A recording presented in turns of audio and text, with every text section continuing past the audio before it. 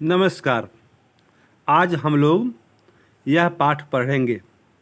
इस वीडियो में उसने कहा था कहानी आपको पढ़ाएंगे। तो ये कहानी हम लोग स्टार्ट करते हैं। एक्चुअली चैप्टर का जो सीन है, दृश्य, वह पंजाब के अमृतसर शहर का है। वहाँ पे कहानी स्टार्ट होती है। आरंभ में कहानी कहाँ है? जगह जो जिसका नाम लिया गया है वो है पंजाब का अमृतसर। तो बड़े बड़े शहरों के इक्के गाड़ी वालों की जबान के कोड़ों से जिनकी पीठ छिल गई है और कान पक गए हैं, इनसे हमारी प्रार्थना है कि अमृतसर के बम्बू काट वालों की बोली का मरहम लगावें। लेखक का कहना है कि इक्के गाड़ी वालों की जबान ज़रा कड़वी होती है, वे गाली गलौज ज़्यादा बोलते हैं।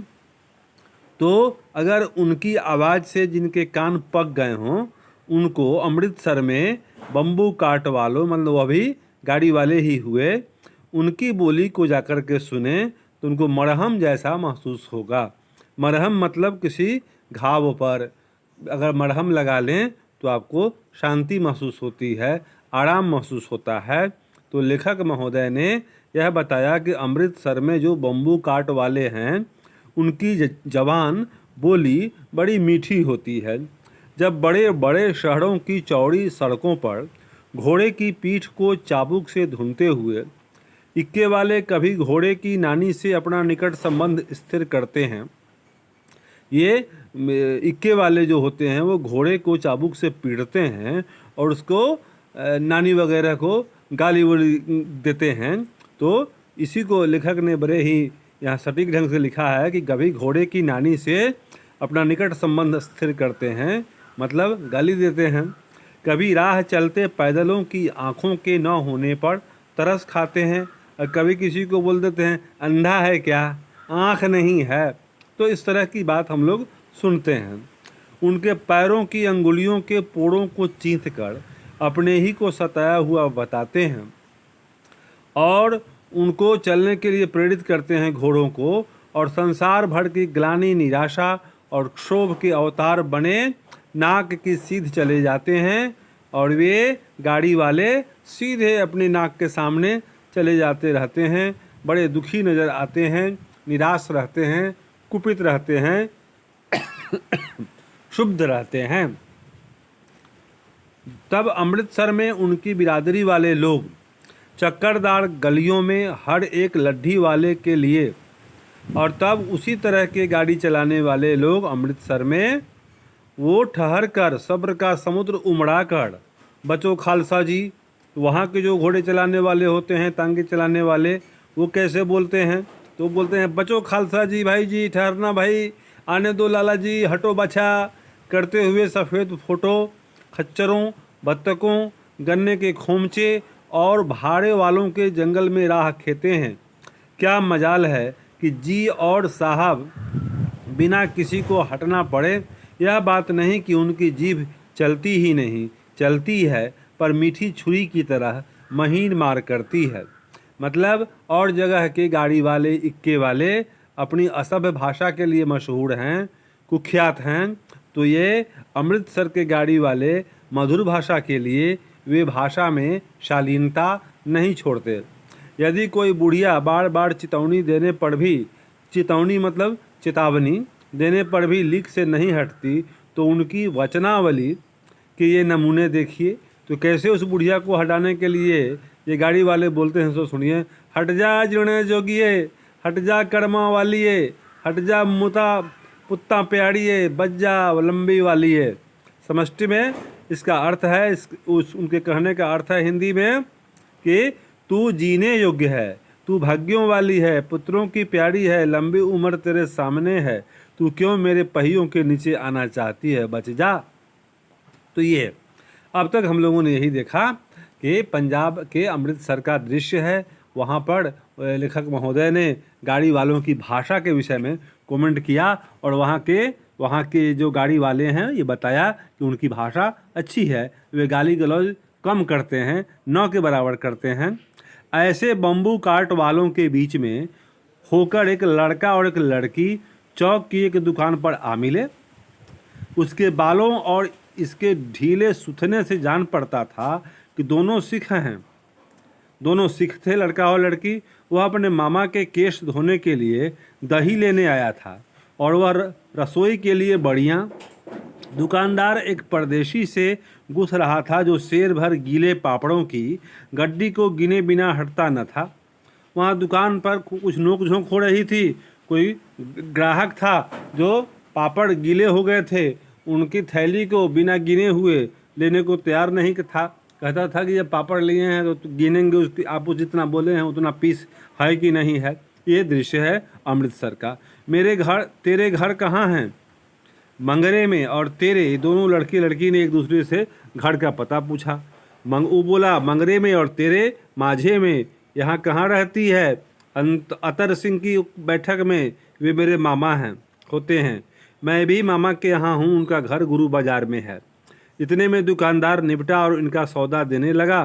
सौदा लेकर दोनों साथ साथ चले। कुछ दूर जाकर लड़के ने मुस्कुराकर पूछा, तेरी कुड़माई हो गई?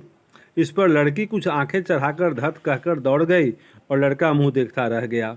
ये पूछा उसने तो वह भाग गई। कुड़माई का मतलब होता है सगाई।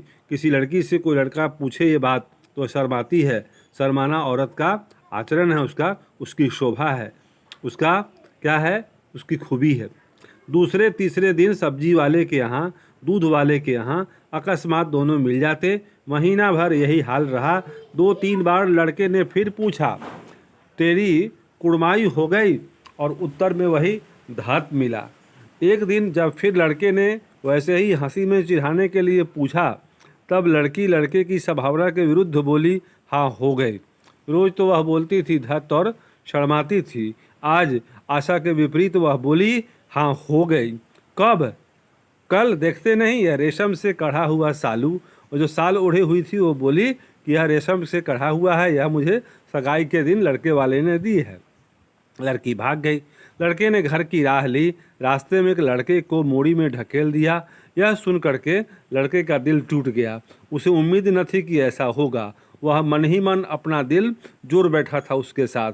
वह मन ही मन प्यार के सपने देख रहा था। लेकिन यह उत्तर जो मिला, लड़का अप्रत्याशित बहुत ऊंचाई से आसमान से ज़मीन पर गिरा। वह दुखी हो गया और सदमे में था। वह जाते जाते क्या किया, एक लड़के को मोड़ी में धकेल दिया। मोड़ी मतलब नाला। एक छाबड़ी वाले की दिन भर की कमाई खोई। एक छाबड़ी वाले को धक्का दे दिया, वह गिर गया। एक कुत्ते को पत्थर मार दिया। एक गोभी वाले के ठेले में दूध उड़ेल दिया। सामने नहाकर आती हुई किसी वैष्णवी से टकराकर अंधे की उपाधि पाई, तब कहीं घर पहुंचा। इस प्रकार से वह घर गया। मतलब इन पंक्तियों का मतलब यह है कि राइटर लेखक अस्त व्यस्त है। वह उस लड़की की सगाई होने की बात से इतना आहत है कि उसकी उम्मीद के खिलाफ वो जवाब था। उसे लगा कि वह आसमान से ज़मीन पर गिर गया है। राम नाम राम राम, यह भी कोई लड़ाई है। दिन अब दृश्य देखिए, वक्त बीतता है, अब दृश्य है विश्व युद्ध का।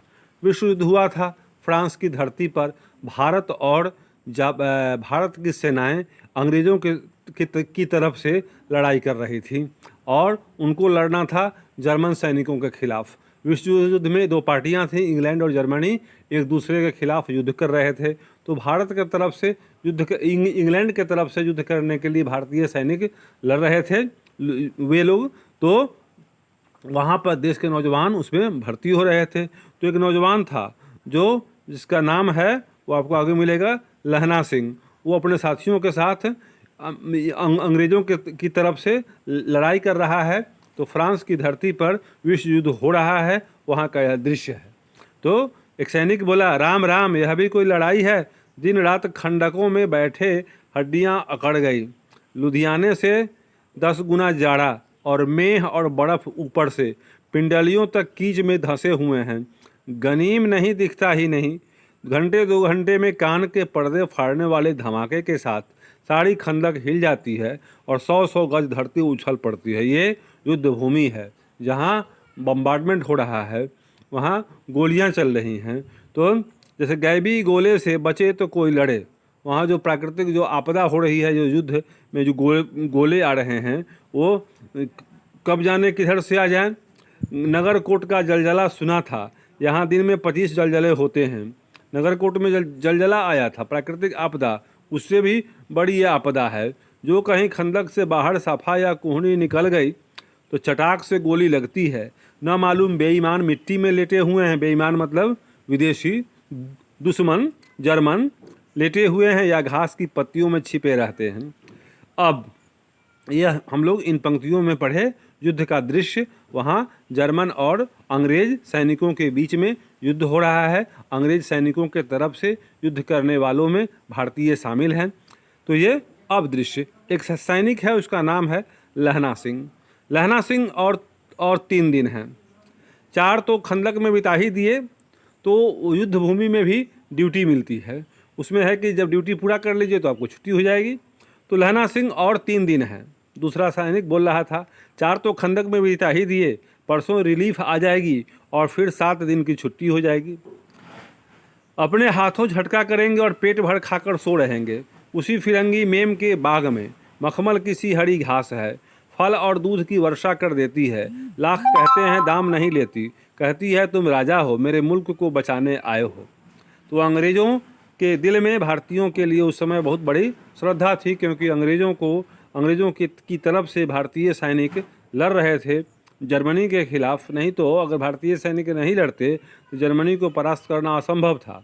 तो अंग्रेज महिला थी जिसके बाग में ये लोग जाते थे आराम करने, तो वह खाना खिलाती थी इन लोगों को, और पैसा देने के समय इनकार जाती थी। वो बोलती थी तुम राजा हो, मेरे मुल्क को बचाने आए हो। 4 दिन तक पलक नहीं झेपी। बिना फोड़े घोड़ा बिगड़ता है, बिना फेरे। घोड़ा को कभी कभी फेरना पड़ता है, मतलब गाड़ी में चलाना पड़ता है। बिना काम के भी घोड़े को दौड़ाना होता है, नहीं तो बिगड़ जाता है। और बिना लड़े सिपाही, ये कहावत है। मुझे तो संगीन चढ़ाकर मार्च का हुक्म मिल जाए, फिर 7 जर्मनों को अकेला मारकर ना लौटूं तो मुझे दरबार साहब की देहली पर मत्था टेकना नसीब न हो। पाजी कहीं के कलों के घोड़े संगीन देखते हैं मुंह फाड़ देते हैं, पैर पकड़ने लगते हैं, यूँ अंधेरे में 30-30 मन का गोला फेंकते हैं। ये जर्मन सैनिकों के विषय में लहना सिंह बोल रहा है। अंधेरे में 30-30 मन का गोला फेंकते हैं। उस दिन धावा किया था, 4 मील तक एक जर्मन नहीं छोड़ा था। पीछे जनरल ने हट आने का कमान दिया, नहीं तो मतलब उस दिन पिछले दिन जो युद्ध हुआ था, उस दिन जर्मन सैनिक भाग खड़े हुए थे और ये लोग जीतने के पोजीशन में थे। तो गनीमत कहिए कि जनरल साहब जो थे उन्होंने पीछे हटने का ऑर्डर दिया, नहीं तो उस दिन तो जर्मनी को ये लोग परास्त ही कर देता, नहीं तो सीधे बर्लिन पहुंच जाते। क्यों? सूबेदार हजारा सिंह ने मुस्कुराकर कहा, लड़ाई के मामले जमादार या नायक के चलाए नहीं चलते, बड़े अफसर दूर की सोचते हैं। 300 मील का सामना है, एक तरफ बढ़ गए तो क्या होगा? सूबेदार जी सच है, लहना सिंह बोला, पर करें क्या, हड्डियों में तो ज़रा धंस गया है। क्योंकि युद्ध वगैरह हो नहीं रहा है, फिलहाल लोग खंदक में छुपे हुए हैं बंकर में। तो वहाँ का दृश्य है। सूर्य सैनिक आपस में बात कर रहे हैं, लहना सिंह हजारा सिंह से बात कर रहा है। सूर्य निकलता नहीं और खाई में दोनों एक तरफ से चंबे की बावलियों के से सोते झड़ रहे हैं, और थोड़ा मोड़ा जल भी रिस करके उसमें आ रहा है। नीचे चंबा नदी है, तो उसमें जो बावली है, जो छोटे छोटे नाले हैं, उसकी तरह से वहाँ कीचड़ का माहौल है, पानी जैसे आ रहा हो कहीं से रिस करके। एक धावा हो जाए तो गर्मी आ जाए। उधमी उठ सिगड़ी में कोले डाल। उधम सिंह को बोला वो, उठ सिगड़ी में कोले डाल। सिगड़ी मतलब चूल्हा, भट्टी में कोयला डालने के लिए बोला। वजीरा तुम 4 जन बाल्टियाँ लेकर खाई का पानी बाहर फेंको।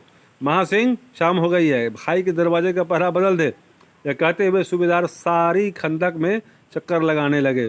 सूबेदार पूरे खंदक में घूमने लगे। वजीरा सिंह पलटन का विदूषक था। वजीरा सिंह मजाक करता था बहुत। विदूषक था मतलब जोकर था, मजाक करता था।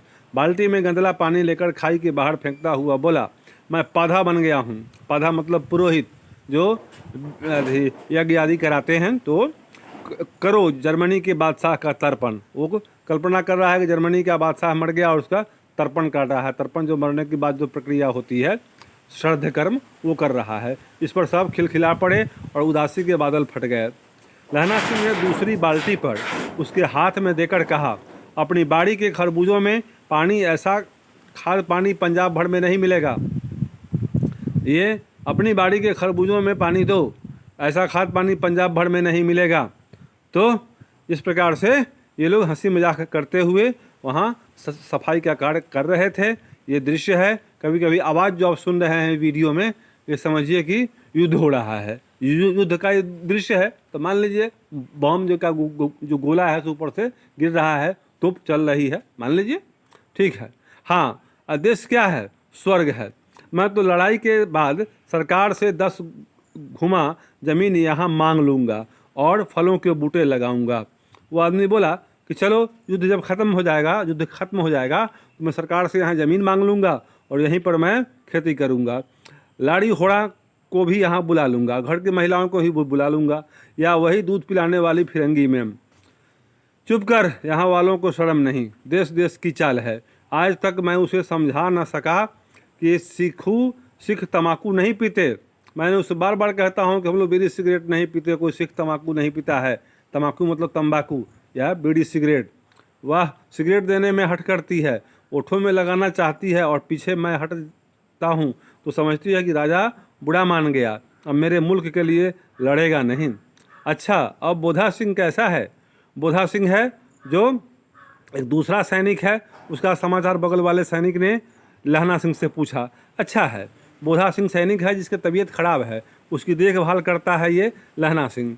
अच्छा है, जैसे मैं जानता ही ना हूँ, रात भर तुम अपने दोनों कंबल उसे ओढ़ाते हो और आप सिगड़ी के सहारे गुजर करते हो, उसके पहरे पर आप पहरा दे आते हो, अपने सूखे लकड़ी के तख्तों पर उसे सुलाते हो और आप कीचड़ में पड़े रहते हो। कहीं तुम न मादे पड़ जाना। जाड़ा क्या है, मौत है, और निमोनिया में मरने वालों को मुरब्बे नहीं मिला करते। निमोनिया से जो मर जाते हैं उनको सरकार से इनाम नहीं मिलते। सरकार से इनाम उन सैनिकों को मिलते हैं जो युद्ध करते हुए मरते हैं, जो गोलियां खाकर मरते हैं। ये वो बोला। तो जब तक इन पंक्तियों से हम लोग ये सीखे कि लहना सिंह बोधा सिंह नाम का कोई सैनिक है जिसकी सहायता करता है, उसकी ड्यूटी के बदले में खुद ड्यूटी करता है और उसको आराम करने का मौका देता है। रात में अपना गर्म कंबल उसे ओढ़ने को देता है और खुद सिगड़ी के सहारे हाथ सेक कर रात बिताता है। मतलब बोधा सिंह की रक्षा करता है हमेशा लहना सिंह। मेरा डेरा मत करो, मैं तो बुलेल की खड्ड के किनारे मरूंगा। ये लहना सिंह बोला। बुलेल की खड्ड है अमृतसर में, वहाँ पर वो बोला कि वहाँ मेरा घर है, मैं बुलेल की खड्ड के किनारे ही मरूंगा। भाई कीरत सिंह, लहना सिंह के भाई का नाम है कीरत सिंह। कीरत सिंह की गोदी पर मेरा सिर होगा और मेरे हाथ के लगाए हुए आंगन के आम के पेड़ की छाया होगी। मैं अपने घर पर ही मरूंगा, यहाँ नहीं मरूंगा। ये बोला लहना सिंह। वजीरा सिंह ने त्योड़ी चढ़ाकर कहा, क्या मरने की लगाई है, मरे जर्मनी और तुर्क। हाँ भाइयों, कुछ गाओ। वो बोला कि जर्मनी और तुर्किस्तान के लोग मरे, अब हम लोग क्यों मरेंगे। कुछ गीत गाने की बात हुई तो सब मिलकर गाने लगे सभी सैनिक। वो पंजाबी भाषा में गाते हैं, दिल्ली शहर ते पिशौर नो जान दिए, कर लेना लौंगा दा व्यापार मंडिए, कर लेना नाड़े दा सौदा अड़िए, लाना चाटका कदुए नू। ये पंजाबी भाषा। कद पढ़नाए मजेदार गौरिए, होने लगा चाटका कदुए नू। दिल्ली शहर से पेशावर को जाने वाली, मंडी में लौंगों का व्यापार कर लेना, अरे नाड़े का सौदा भी कर लेना। ओए अब हमें कद्दू चखना है, अरे मेरे गोरे वर्ण वाली कद्दू अत्यंत स्वादिष्ट पका है, अब हमें कद्दू चखना है। कौन जानता है कि दाढ़ियों वाले घरबाड़ी सिख ऐसे लुच्चे का गीत गाएंगे। पर साड़ी खंदक गीत से गूंज उठी और सिपाही फिर ताजे हो गए, मानो 4 दिन से सोते और मौज ही करते रहे हों। दोपहर रात गई है, अंधेरा है, सन्नाटा हुआ है। बोधा सिंह खाली बिस्किटों के 3 टिनों पर अपने दोनों कंबल बिछाकर, लहना सिंह के 2 कंबल और एक बरान कोट ओढ़कर सो रहा है। लहना सिंह पहरे पर खड़ा हुआ है, एक आँख खाई के मुंह पर है और एक बोधा सिंह के दुबले शरीर पर। बोधा सिंह कड़ाहा। बोधा सिंह की तबीयत खराब है, वो कड़ाहा। क्यों बोधा भाई, क्या है? पानी पिला दो। लहना सिंह ने कटोरा उसके मुंह से लगाकर पूछा। कहो कैसे हो? पानी पीकर बोधा बोला, कंपनी छूट रही है। उसे बुखार थी तो बोला कि कंपनी छूट रही है, रोम रोम में तार दौड़ रहे हैं, दांत बज रहे हैं। अच्छा मेरी जर्सी पहन लो। ठंड लग रही थी तो लहना सिंह बोला कि लो मेरी जर्सी पहन लो। और तुम तुम क्या पहनोगे? मेरे पास सिगड़ी है और मुझे गर्मी लगती है, पसीना आ रहा है। ना, मैं नहीं पहनता। 4 दिन से तुम मेरे लिए इतना कुछ कर रहे हो, ये कहने का मतलब है। तो बोधा सिंह को हेल्प करता है कौन? लहना सिंह। अपना कपड़ा उसको देता है, अपने लिए जो सोने के लिए जगह है वो उसको दे देता है। वह आराम करे, बोधा सिंह सुरक्षित रहे, इसका पूरा ख्याल रखता है लहना सिंह। हाँ, याद आई, मेरे पास दूसरी गरम जर्सी है, आज सवेरे ही आई है। विलायत से मेमे बुन कर भेज रही हैं, गुरु उनका भला करे। यूँ कहकर लहना अपना कोट उतारकर जर्सी उतारने लगा। सच कहते हो और नहीं झूठ? यूँ कहकर ना ही करते बोधा को उसने ज़बरदस्ती जर्सी पहना दी और आप खाकी कोट जीन का कुर्ता भर पहनकर पहरे पर आ खड़ा हुआ। मेम की जर्सी की कथा केवल कथा थी, वह झूठ कहानी कह गया था कि घर से आया है मेम का भेजा हुआ गर्म कपड़ा, लेकिन सच ये था कि वह नहीं था वहाँ पर। जो था उसने बोधा सिंह को दिया। बोधा सिंह को के प्रति उसके दिल में प्यार था। आधा घंटा बीता, इतने में खाई के मुंह से आवाज़ आई, सूबेदार हजारा सिंह। कौन? लेफ्टिनेंट साहब, हुक्म हुजूर, कहकर सूबेदार तनकर फौजी सलाम करके सामने हुआ। देखो, इसी दम धावा करना होगा। मील भर की दूरी पर पूरब के कोने में एक जर्मन खाई है, उसमें 50 से ज़्यादा जर्मन नहीं हैं। इन पेड़ों के नीचे नीचे 2 खेत काटकर रास्ता है, 3-4 घुमाव है, जहाँ मोड़ हैं वहाँ 15 जवान खड़े कराया हूँ। तुम यहाँ 10 आदमी छोड़कर सबको साथ लेकर उनसे जा मिलो। खंदक छीनकर नहीं, वहीं जब तक दूसरा हुक्म न मिले डटे रहो। हम यहाँ रहेगा जो हुक्म। चुपचाप सब तैयार हो गए। बोधा भी कंबल उतारकर चलने लगा। तब लहना सिंह ने उसे रोका। लहना सिंह आगे हुआ। जो बोधा के बाप सूबेदार ने उंगली से बोधा की ओर इशारा किया। लहना सिंह समझकर चुप हो गया। पीछे 10 आदमी कौन रहे, इस पर बड़ी हुज्जत हुई। मतलब कोई रहना न चाहता था। समझा बुझाकर सूबेदार ने मार्च किया। लेफ्टिनेंट साहब लहना की सिगड़ी के पास मुंह फेरकर खड़े हो गए और जेब से सिगरेट निकालकर सुलगाने लगे। 10 मिनट बाद उन्होंने लहना की ओर हाथ बढ़ाकर कहा, लो तुम भी पियो। आंख मारते मारते लहना सिंह सब समझ गया। मुंह का भाव छिपाकर बोला, लाओ साहब। हाथ आगे करते हैं उसने सिगड़ी के उजाले में साहब का मुंह देखा। अब लहना सिंह के सामने जो साहब थे उनका मुंह देखा, बाल देखे, तब उसका माथा ठनका। लेफ्टिनेंट साहब के पट्टियों वाले बाल एक दिन में कहाँ उड़ गए। उनकी जगह कैदियों के से कटे हुए बाल कहाँ से आ गए। यह जर्मन सैनिक का ऑफिसर था जो वेश बदल के इनकी छावनी में घुस आया था। ये लहना सिंह को पकड़ में आ गई। शायद साहब शराब पिए हुए हैं और उन्हें बाल कटाने का मौका मिल गया है। लहना सिंह ने जांचना चाहा। लेफ्टिनेंट साहब 5 वर्ष से उसकी रेजिमेंट में थे। लहना सिंह ने अपने शक को मजबूत करने के लिए उनसे कुछ सवाल पूछे। क्यों साहब, हम लोग हिंदुस्तान कब जाएंगे? लड़ाई खत्म होने पर वो साहब बोले। क्यों, क्या यह देश पसंद नहीं? नहीं साहब, शिकार के वे मज़े यहाँ कहाँ। याद है पार साल नकली लड़ाई के पीछे हम आप जगाधारी ज़िले में शिकार करने गए थे। हाँ हाँ, वहीं जब आप खोते पर सवार थे और आपका खानसामा अब्दुल्ला रास्ते के एक मंदिर में जल चढ़ाने को रह गया था। बेशक पाजी कहीं का, सामने से वह नील गाय निकली कि ऐसी बड़ी मैंने कभी नहीं देखी थी, और आपकी एक गोली कंधे में लगी और पुट्ठे से निकली। ऐसे अफसर के साथ शिकार खेलने में मज़ा है। क्यों साहब, शिमले से तैयार होकर उस नीलगाय का सिर आ गया था ना।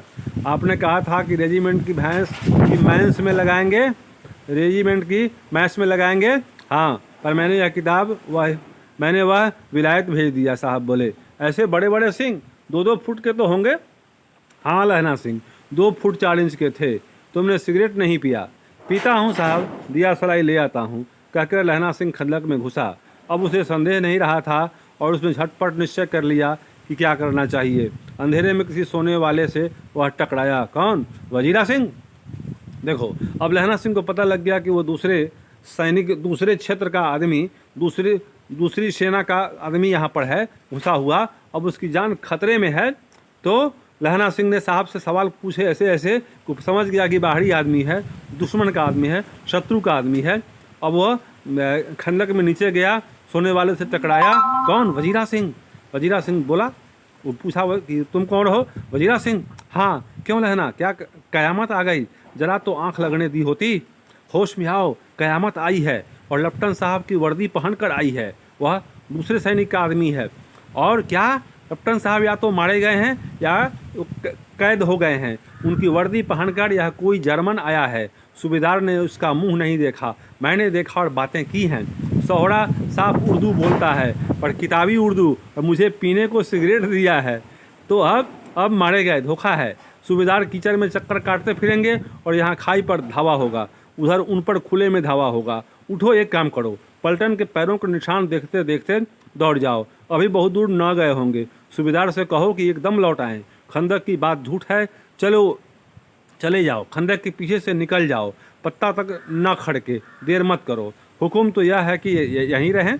ऐसी तैसी हुक्म की, मेरा हुक्म, जमादार लहना सिंह जो इस वक्त यहाँ सबसे बड़ा अफसर है, उसका हुक्म है। मैं लेफ्टिनेंट साहब की खबर लेता हूँ।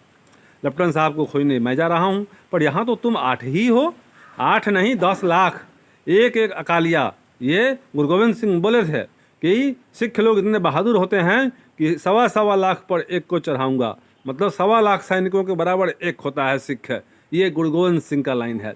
तो लहना सिंह बोला कि 8 नहीं, 10 लाख, एक एक अकालिया सिख 1.25 लाख के बराबर होता है, चले जाओ। लौट कर खाई के मुहाने पर लहना सिंह दीवार से चिपक गया। उसने देखा कि लेफ्टिनेंट साहब ने जेब से बेल के बराबर 3 गोले निकाले। तीनों की जगह, ये लेफ्टिनेंट साहब कौन हैं? लेफ्टिनेंट साहब विदेशी हैं, वो जर्मन के हैं, जर्मनी की जो सेना है उसकी तरफ से हैं। तीनों को जगह जगह खंदक के दीवारों में घुसेड़ दिया और तीनों में एक तार सा बांध दिया। तार के आगे सूत की एक गुत्थी थी, जिसे सिगड़ी के पास रखा ताकि विस्फोट हो और पूरा खंदक उड़ जाए और उस खंदक पर कब्जा हो जाए जर्मनी के सैनिकों का। बाहर की तरफ कर एक दिया सलाई जलाकर गुत्थी पर रखने ही वाले थे कि बिजली की तरह दोनों हाथों से उल्टी बंदूक को उठाकर लहना सिंह ने साहब की कोहनी पर तान कर दे मारा। धमाके के साथ साहब के हाथ से दिया सलाई गिर पड़ी। लहना सिंह ने एक कुंदा साहब की गर्दन पर मारा और साहब आंख मूंद लिए और गिर गए। मीन गॉड, माय गॉड कहते हुए चित्त हो गए। लहना सिंह ने तीनों गोले बीन कर खंदक के बाहर फेंके और साहब को घसीट कर सिगड़ी के पास लिटाया। जेबों की तलाशी ली, 3-4 लिफाफे और एक डायरी निकालकर उन्हें अपने जेब के हवाले किया। जरूरी कागजात जो थे उस सैनिक के शरीर से निकालकर अपनी जेब में रख लिया। साहब की मूर्छा हटी। लहना सिंह हंसकर बोला, क्यों लेफ्टिनेंट साहब, मिजाज कैसा है? आज मैंने बहुत बातें सीखी हैं। यह सीखा कि सिख सिगरेट पीते हैं, यह सीखा कि जगाधरी के ज़िले में नील गायें होती हैं और उनके 2 फुट 4 इंच के सींग होते हैं। यह सीखा कि मुसलमान खानसामा मूर्तियों पर जल चढ़ाते हैं और लेफ्टिनेंट साहब खोते पर चढ़ते हैं। पर यह तो कहो, ऐसी साफ उर्दू कहाँ से सीखा है? हमारे लेफ्टिनेंट साहब तो बिना डैम के 5 लफ्ज़ भी नहीं बोला करते थे। ये बोला कि मैंने पकड़ लिया आपको, पूरी कहानी मैंने झूठी सुनाई और आप उसमें फंस गए। लहना ने पतलून की जेबों की तलाशी नहीं ली थी। उस लेफ्टिनेंट साहब के पतलून में क्या था उसकी तलाशी लेना वो भूल गया था। लहना साहब ने मानो जाड़े से बचने के लिए दोनों हाथ जेबों में डाले। लहना सिंह कहता गया, चालाक तो बड़े हो, पर माझे का लहना इतने बरस लेफ्टिनेंट साहब के साथ रहा है, उसे चकमा देने के लिए 4 आंखें चाहिए।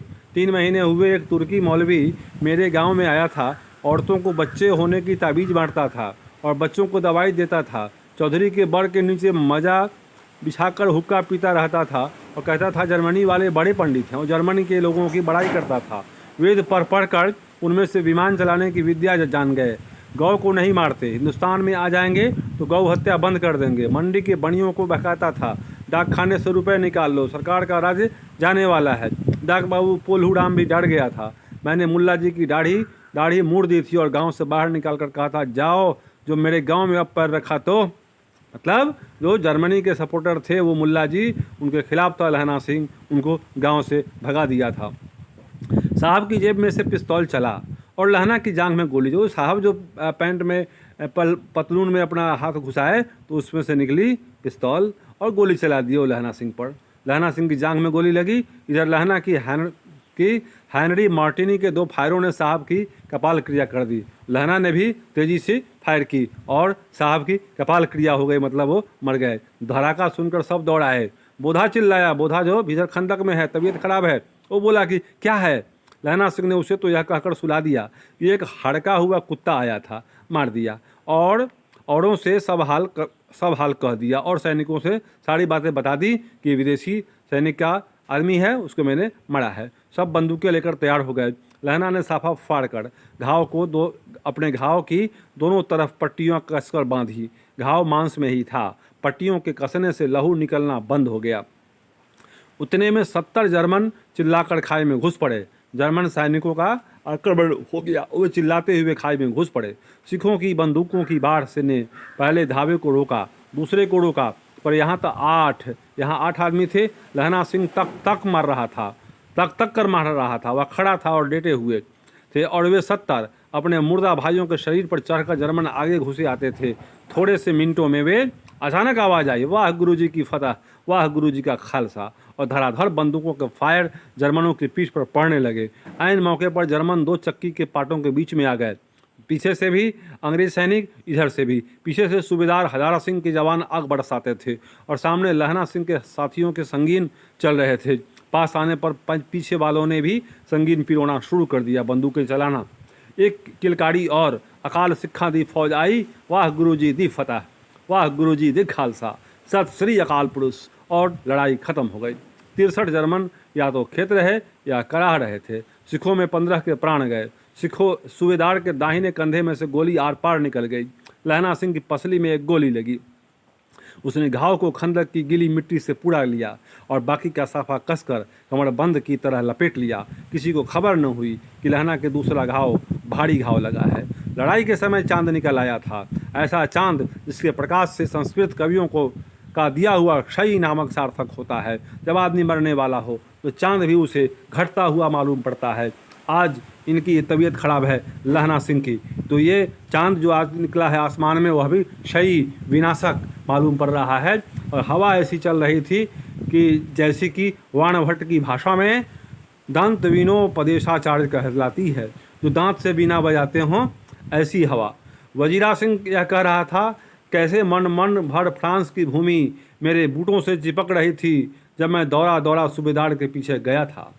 सूबेदार लहना सिंह से सारा हाल सुन और कागजात पाकर उसकी तुरंत बुद्धि को सराह रहे थे और कह रहे थे कि तू ना होता तो आज सब मारे जाते।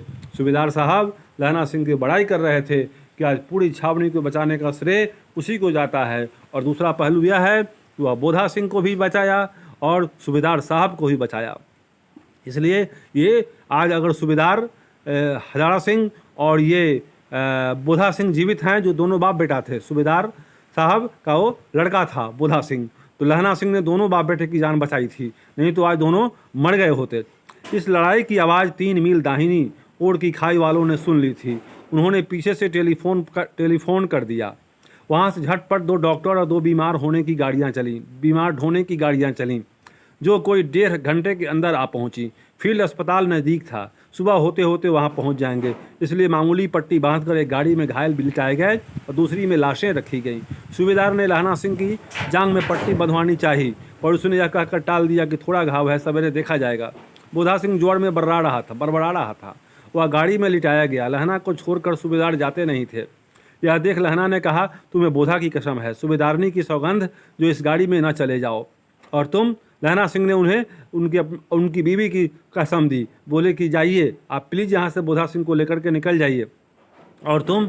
उस सूबेदार जी बोले कि तुम लहना सिंह मेरे लिए वहाँ पहुँचकर गाड़ी भेज देना, मैं बाद में जाऊँगा। और जर्मन मुर्दों के लिए भी तो गाड़ियाँ आती होंगी। मेरा हाल बुरा नहीं है, देखते नहीं मैं खड़ा हूँ, वजीरा सिंह मेरे पास ही है। अच्छा पढ़। बोधा गाड़ी पर लेट गया। भला आप भी चढ़ जाओ। सुनिए तो सूबेदारनी होड़ा को चिट्ठी लिखो तो मेरा मत्था टेकना लिख देना। आप जाइए और अपनी बीवी को बोलिएगा मेरे तरफ से कि मैंने मत्था टेका है उनके लिए, नमस्कार मेरा बोलिएगा। और जब घर जाओ तो कह देना कि मुझसे जो उन्होंने कहा था वह मैंने कर दिया। उन्होंने क्या कहा था? उन्होंने कहा था कि मेरे पति और मेरे बेटे की देखभाल करना, तो मैंने जान बचाई है। ये मन की बात थी। सीधा वो बोलती है कि जो उन्होंने कहा था मैडम ने, मैंने कर दिया, जा करके बोल दीजिएगा। गाड़ियाँ चल पड़ी। सूबेदार ने चढ़ते चढ़ते लहना का हाथ पकड़कर कहा, तूने मेरे और बोधा के प्राण बचाए हैं, लिखना कैसा, साथ ही घर चलेंगे। अपनी सूबेदारनी को तू ही कह देना उसने क्या कहा था। अब आप गाड़ी पर चढ़ जाओ, मैंने जो कहा है वह लिख देना और कह भी देना। गाड़ी के जाते ही लहना लेट गया। वजीरा पानी पिला दे और मेरा कमरबंद खोल दे, तर हो रहा हूँ। अब जब गाड़ी खुल गई, सूबेदार और बोधा सिंह चले गए, तो लहना सिंह की हालत ख़राब हो रही थी। वजीरा को बोला, वजीरा सिंह को कि पानी पिला दे। मृत्यु के कुछ समय पहले स्मृति साफ हो जाती है। अब लहना सिंह मरने वाला है, उसकी स्थिति ठीक नहीं है।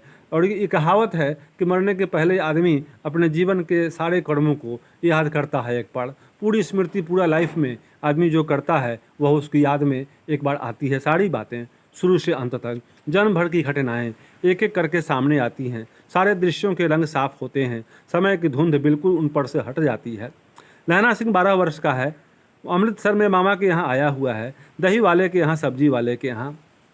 खासकर वह घटना जो बहुत महत्वपूर्ण हो, जो दिमाग को, दिल को छू जाए, वह आदमी कभी नहीं भूलता। लहना सिंह को वह दृश्य आज भी याद है, जब वो उसे हर कहीं उसे 8 वर्ष की लड़की मिल जाती है। जब वह पूछता है तेरी कुड़माई हो गई, तब धत कहकर वह भाग जाती है। एक दिन उसने वैसे ही पूछा तो उसने कहा हाँ कल हो गई, देखते नहीं यह रेशम के फूलों वाला सालू। सुनते ही लहना सिंह को दुख हुआ, क्रोध आया। क्यों हुआ? वह गुस्सा हो गया जब वो बोली कि मेरी सगाई, मेरी कुड़माई हो गई। वजीरा सिंह पानी पिला दे। फिर लहना सिंह बोला वजीरा सिंह को। 25 वर्ष बीत गए उस घटना के। अब लहना सिंह ने 77 राइफल्स में जमादार हो गया, 77 राइफल में काम करता है, जमादार है। उस 8 वर्ष की कन्या का ध्यान ही न रहा, न मालूम वह कभी मिली थी या नहीं। 7 दिन की छुट्टी लेकर ज़मीन के मुकदमों की पैरवी करने वह अपने घर गया। वहाँ रेजिमेंट के अफसर की चिट्ठी मिली कि फौज लाम पर जाती है, लाम पर मतलब युद्ध पर, फ़ौरन चले आओ। साथ ही सूबेदार हजारा सिंह की चिट्ठी मिली कि मर्ड बोधा सिंह भी यहाँ लाम पर जाते हैं, बोधा सिंह और हजारा सिंह भी जाएंगे, लौटते समय हमारे घर होते जाना, तो साथ चलेंगे। सूबेदार का गांव रास्ते में पड़ता था और सूबेदार उसे बहुत चाहता था। लहना सिंह सूबेदार के यहाँ पहुँचा। जब चलने लगे तब सूबेदार बेरे में से निकलकर आया, बोला लहना सूबेदारनी तुमको जानती है। लो सूबेदार जी बोले कि ये जी मेरी बीवी है सूबेदारनी, वो तुमको पहचानती है। लहना सिंह उससे आके जा मिला। लहना सिंह भीतर पहुंचा। सूबेदारनी मुझे जानती है? कब से? रेजिमेंट के क्वार्टरों में तो कभी सूबेदार के घर के लोग रहे नहीं। दरवाजे पर जाकर मत्था टेका और असीम सुनी। लहना सिंह बोला मुझे पहचाना नहीं, तेरी कुरमाई हो गई, धत कल हो गई, देखते नहीं रेशमी बूटों वाला सालू अमृतसर में। वही वो लड़की थी जो उसको मिली थी वहाँ पर। भावों की टकराहट से मूर्छा खुली। अब जाकर के होश आया कि वही वह, उसकी शादी इस सूबेदार से हो गई। करवट बदली, पसली का घाव बह निकला और अभी जो सामने दृश्य है वो ये है कि गोली लगी है, घाव से पानी बह रहा है, खून बह रहा है। वजीरा पानी पिला। उसने कहा था मतलब उस लड़की ने कहा था उसको कि मेरे पति और मेरे बेटे की रक्षा करना। स्वप्न चल रहा था। सूबेदारनी कह रही है मैंने तेरे को आते ही पहचान लिया। एक काम कहती हूँ, मेरे तो भाग फूट गए। सरकार ने बहादुरी का खिताब दिया है, लायलपुर में ज़मीन दी है, आज नमक हलाली का मौका आया है, और सरकार ने हम तीमियों को कि घघड़िया पलटन क्यों न बना दी, जो मैं भी सूबेदार जी के साथ चली जाती। वहाँ जाने के लिए सिर्फ मर्द ही जाएंगे, महिलाएं नहीं जा। तीमियाँ मतलब महिलाएं। तो एक बेटा भी है, फौज में भर्ती हुए उसे एक ही वर्ष हुआ। उसके पीछे 4 और हुए पर एक भी नहीं जिया। सूबेदारनी रोने लगी। अब दोनों जाते हैं मेरे भाग। तुम्हें याद है एक दिन टांगे वाले का घोड़ा दही वाले की दुकान के पास बिगड़ गया था। तुमने उस दिन मेरे प्राण बचाए थे। आप घोड़े की लातों में चले गए थे और मुझे उठाकर दुकान के तख्ते पर खड़ा कर दिया था। ऐसे ही इन दोनों को बचाना यह मेरी भिक्षा है। तुम्हारे आगे मैं आंचल पसारती हूँ। जिस लड़की से लहना सिंह प्यार करता था, आज उसी लड़की के सामने वो खड़ा है जो उस आंचल फैलाकर अपने पति और अपने बेटे की ज़िंदगी मांग रही है। वो बोले कि जब वहाँ युद्ध होगा तो मेरे पति और मेरे बेटे की रक्षा करना। रोती रोती सूबेदारनी उबरी में चली गई। लहना भी आंसू पोंछता हुआ बाहर आया। वजीरा सिंह पानी पिला उसने कहा था, और वजीरा सिंह को पानी पिलाने के लिए बोला। अभी जहाँ वह वजीरा सिंह की गोद में मरने को तैयार है। लहना का सिर अपने गोद में रखे वजीरा सिंह बैठा है। जब मांगता है तब पानी पिला देता है। आधा घंटे तक लहना चुप रहा, फिर बोला और कौन? कीरत सिंह। कीरत सिंह जो लहना सिंह का भाई है, जो गांव में रहता है। वजीरा ने कुछ समझकर कहा हाँ। वो बोला कि ठीक है, मरने के समय व्यक्ति की इच्छा पूर्ण कर देनी चाहिए। तो बोला कि हाँ मैं कीरत सिंह। भैया मुझे और ऊँचा कर ले, अपने पट्ट पर मेरा सिर रख ले। वजीरा ने वैसा ही किया। हाँ अब ठीक है, अपनी पानी पिला दे बस। अब के हाड़ में ये आम खूब फलेगा। यहाँ जो आम का पेड़ है गांव में, उस पेड़ की याद आई उसको। लहना सिंह को बोला कि इस बार ही खूब फड़ेगा, इस बार सीजन में। चाचा भतीजा दोनों यहाँ बैठकर आम खाना। चाचा भतीजा मतलब लहना सिंह का बेटा और कीरत सिंह जो उसका चाचा हुआ। जितना बड़ा तेरा भतीजा है उतना ही यह आम है। जिस महीने उसका जन्म हुआ था उसी महीने मैंने इसे लगाया था। वजीरा सिंह के आंसू टप टप टपक रहे थे। कुछ दिन पीछे लोगों ने अखबारों में पढ़ा, अखबार में न्यूज़ आया, फ्रांस और बेल्जियम 68वीं सूची मैदान में घावों से मरा नंबर 77 सिख राइफल्स जमादार लहना सिंह की मौत हो गई। तो इस पाठ में हम लोगों ने देखा कि लहना सिंह ने अपने प्यार की रक्षा के लिए अपनी जान दे दी। तो वहाँ वह जो लड़की जो मिली थी, वह लड़की, उसकी शादी सूबेदार से हो गई, हजारा सिंह से। हजारा सिंह का बेटा हुआ बोधा सिंह, वो अभी सैनिक में सेना में भर्ती हुआ और युद्ध पर जाते समय उस लड़की ने लहना सिंह को बोला कि तुम मेरे पति और मेरे बेटे की रक्षा करना प्लीज़। तो यह देखा कि उसे शादी तो मेरी नहीं हुई लेकिन वो मेरा प्यार है। तो प्यार की इच्छा, जो कोई प्रेमी है, प्रेमिका की याद उसको आई और उसने उसकी इच्छा को पूर्ण करने के लिए उसे खुशी प्रदान हो, इसके लिए उसने कहा था, मतलब उस लड़की ने जो कहा था कि मेरे पति और मेरे पुत्र की रक्षा करना, इसको उसने जान देकर भी निभाया, पूरा किया। इसको बोलते हैं सच्चा प्यार, इसको बोलते हैं देने वाला प्यार, उत्सर्गमयी प्यार, त्यागमयी प्यार। तो त्यागमय जो प्यार है, त्याग से भरा हुआ प्यार, यह प्यार महान प्यार है, यही प्यार का असल अर्थ है। तो हमने इस कहानी को पढ़ा, ये बहुत बड़ा वीडियो है, आप इसको एक बार में ही देखें। आपने इसको देखा, सुना, इसके लिए आपको धन्यवाद। प्लीज़ कमेंट करेंगे कैसा लगा।